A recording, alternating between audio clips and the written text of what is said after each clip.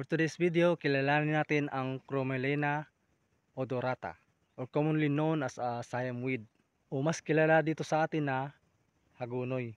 Namumulaklak ito ng kumpul-kumpul at kulay puti. Ayan po ang dahon niya. Mapapansin nyo, puro yan bulaklak at may mga buto. Madali lang po silang dumami dahil po sa kanyang mga buto na nasa bulaklak. Alamin naman natin ang mga nakakamanghang benepisyo ng halamang ito. So una, ang damong ito ay may malakas na antimicrobial, epektibong gamot sa HPV or Human Papilloma Virus na isa sa pangunahing dahilan ng pagkakaroon ng warts or kulugo. Paano ito gamitin? Unang paraan, kapag maliit pa ang warts, gamit ang dahon nito, hugasang maigi at pigain at direktang ipahid sa area. At para naman sa malalaki na ang kulugo, samahin ang hagunoy at bawang. Diktikin at kunin ang katas. Haluan ng apple cider vinegar. Kung gaano kadami ang katas na nakuha mo, ganun din kadami ang ihalo mo na apple cider vinegar.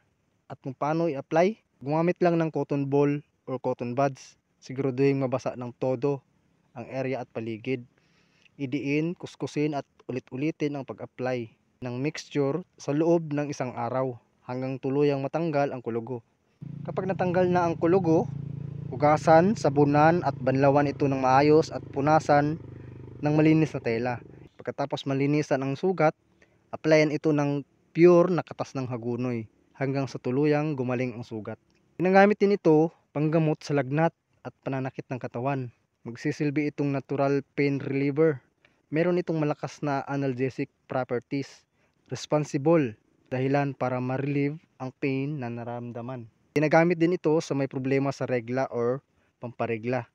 Sa mga sumasakit ang puson, nakakatulong po ito para mabawasan ang pain at ma-regulate ang regla. Paalala, siguraduhin hindi buntis dahil bawal na bawal ito sa buntis. Pang-apat na benefits ng hagunoy, meron itong anti-tumor activity na posibleng makagamot sa mga cyst, bukol sa suso, matres at iba pang parte ng katawan. Panglima, nagtataglay ito ng powerful na anti-parasite, antimicrobial properties na makakatulong at makagamot sa parasite infection at viruses. Ginagamit din ito pangpurga sa may mga bulatis at tiyan at lalo na sa may mga kati-kati sa balat, mga fungal, bacterial at parasite skin infection. Maaari itong ipanghugas at direktang ipahid sa balat ang katas. Ang damong ito ay may allergic effect. Makakatulong ito makagamot, makarelieve sa mga allergic reaction, mga sintomas na dala ng allergies. So generally, tungkol sa paggamit, kalimitan itong pinapakuluan at iniinom as tsaa. Dapat di ilalagpas sa 8 dahon ang pakukuluan sa 1 litrong tubig para sa paggawa ng tea, para maiwasan ang posibleng side effect at iwasan itong inumin pag nagdadalang tao o buntis. At lalo na sa may mga iniinom na maintenance. Sana po makatulong ang video to sa may mga karamdaman dyan, lalo na sa walang pambiling gamot sa mga pharmacy.